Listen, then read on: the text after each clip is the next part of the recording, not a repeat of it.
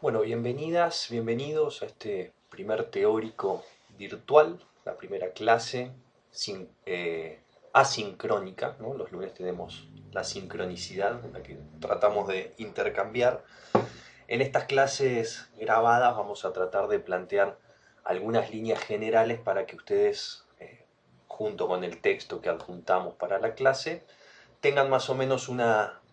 idea de cuál es el sentido, de cuál es el eje que atraviesa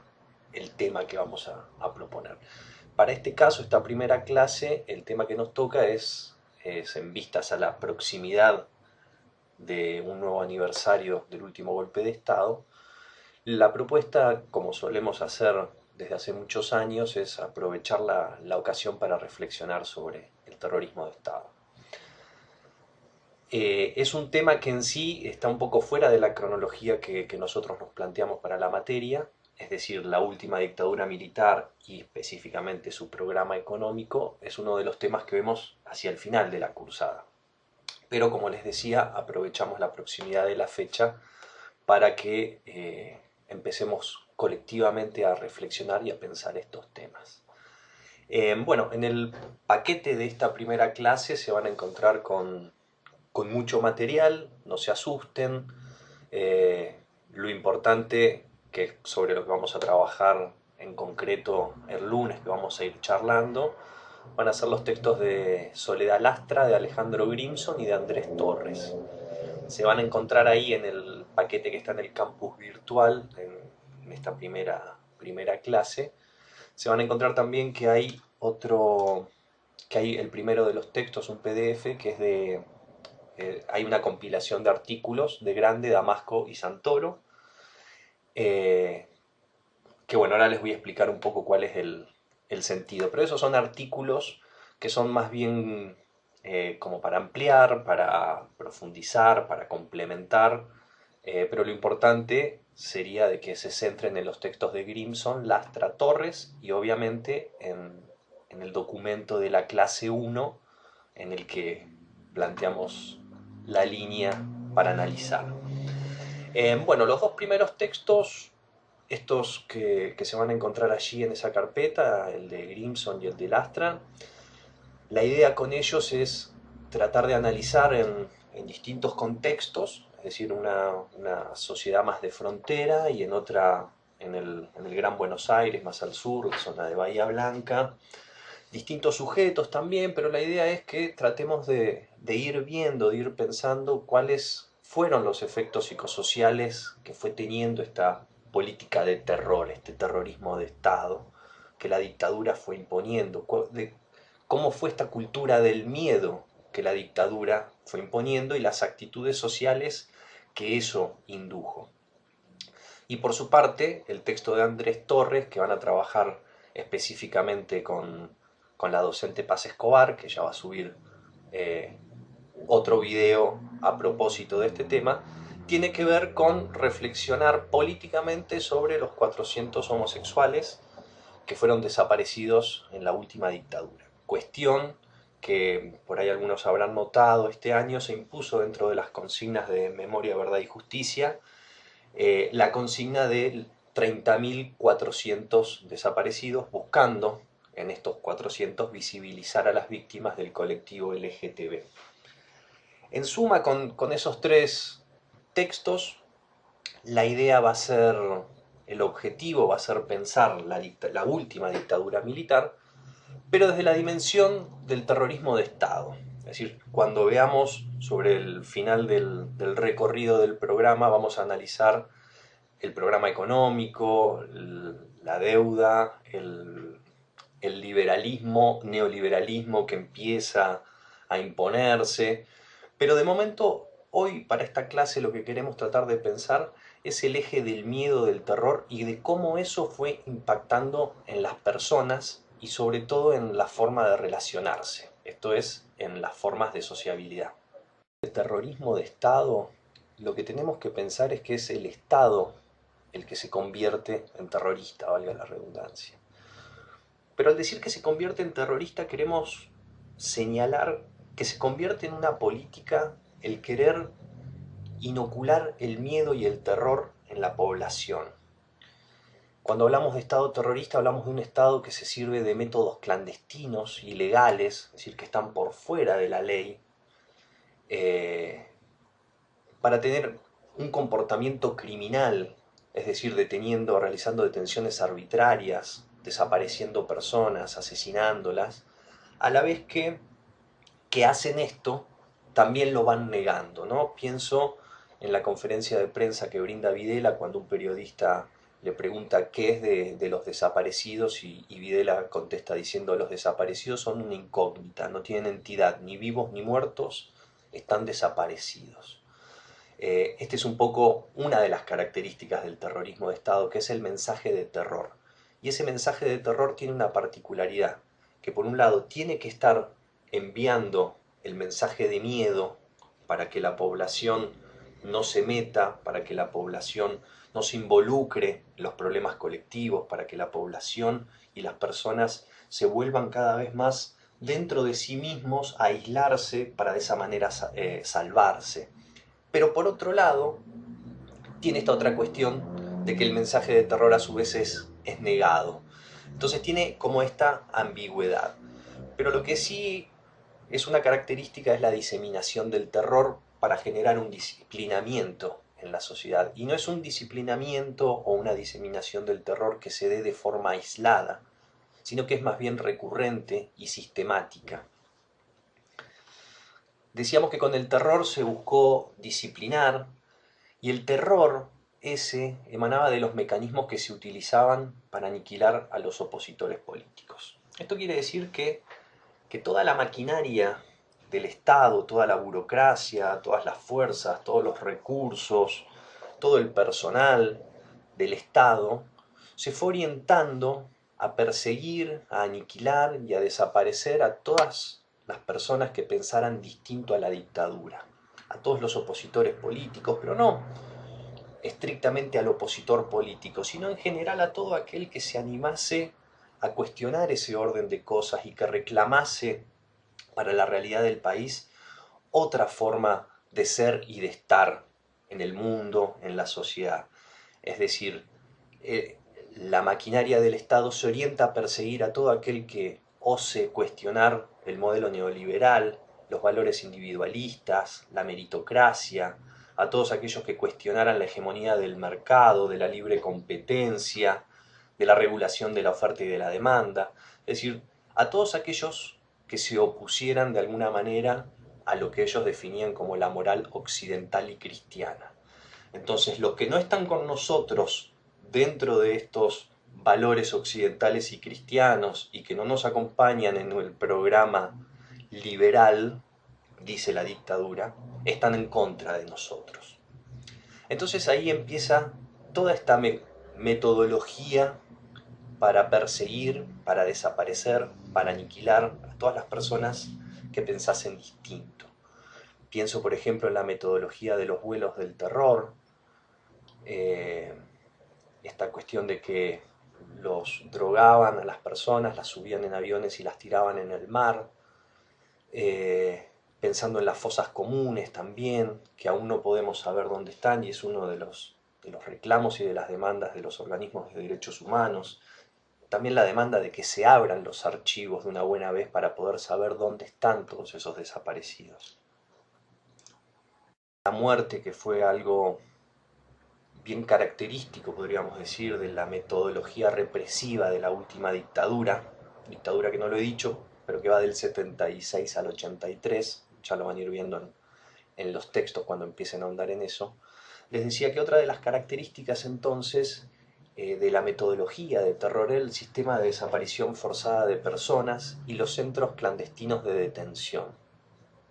Otra de las características también que tuvo la represión aquí en Argentina fue la apropiación de unos 500 niños, es decir, el secuestro de bebés, también como una forma de romper los lazos, ¿no? Es decir, en la lógica de perversa y criminal de estos genocidas, ellos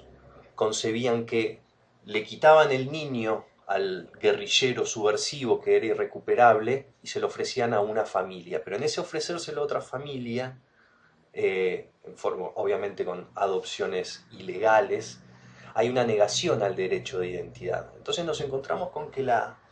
dictadura, esta represión, este terrorismo de Estado, no solo se limitó a eliminar físicamente a los opositores, sino también a borrarles su propia biografía, su derecho a la identidad, la historia y la memoria de estas personas. Entonces vamos a encontrarnos con que son múltiples los recursos y la burocracia que va desplegando este poder estatal. Y lo que es importante pensar es que justamente es el Estado el único que puede diseñar, sostener y encubrir una política de aniquilamiento masiva y sistemática como la de la última dictadura militar. Por eso es la distinción cuando se habla de crímenes de lesa humanidad. Es decir, un crimen de lesa humanidad es un crimen que ofende a la humanidad entera y que no prescribe. ¿No? Ustedes saben que un delito común, un asesinato de una persona a otra, tiene un periodo de tiempo en el que esa causa puede llegar a prescribir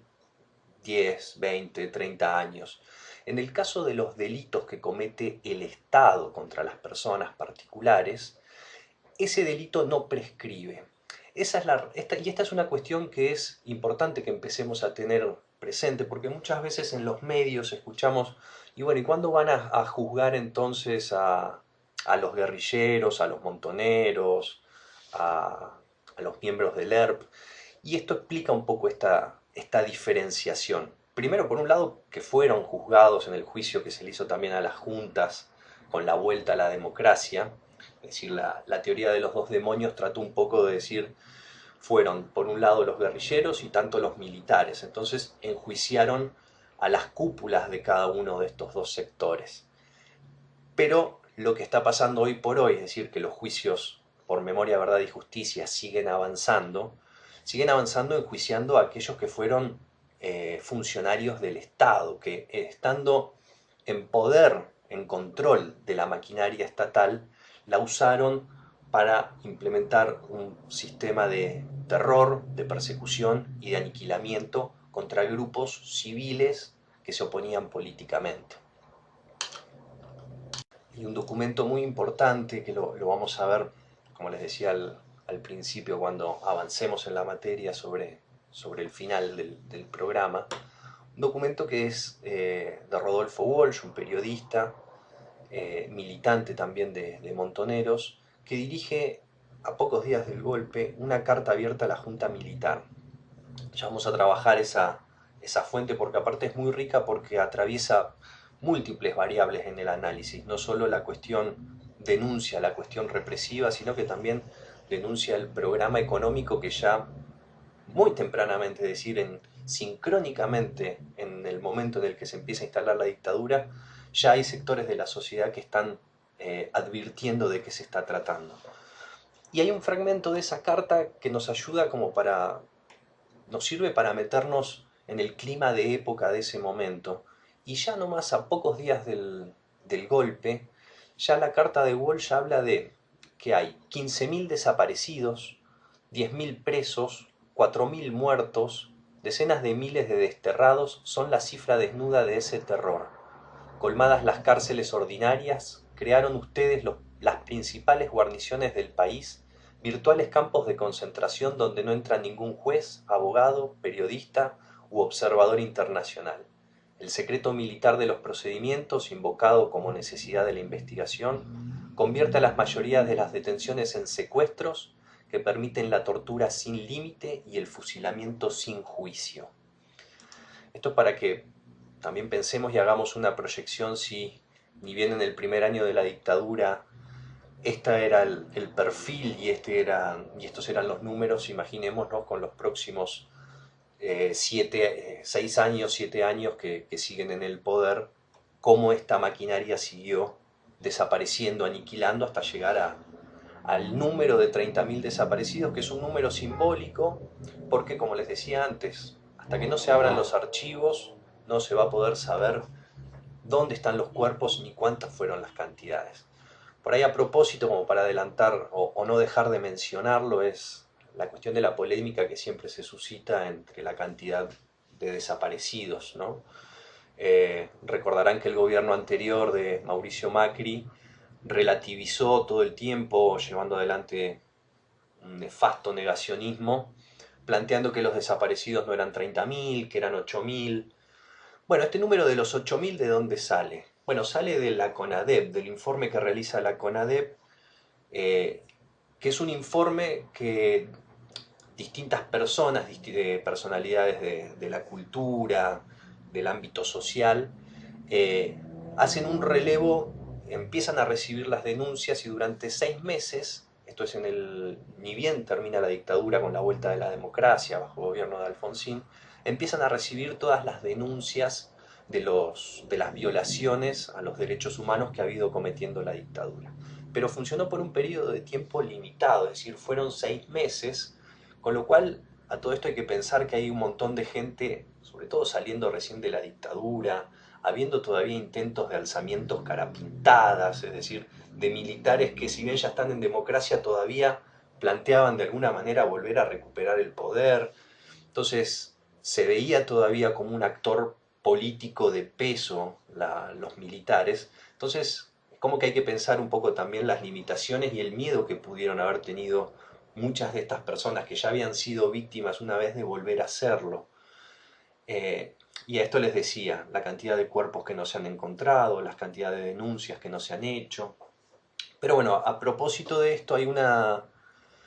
carta muy interesante que escribe Eduardo Luis Duhalde, creo que en el año, cuando él era secretario de Derechos Humanos, 2007-2008 puede ser, una carta de respuesta que él le hace a Fernández Meijide, que de alguna manera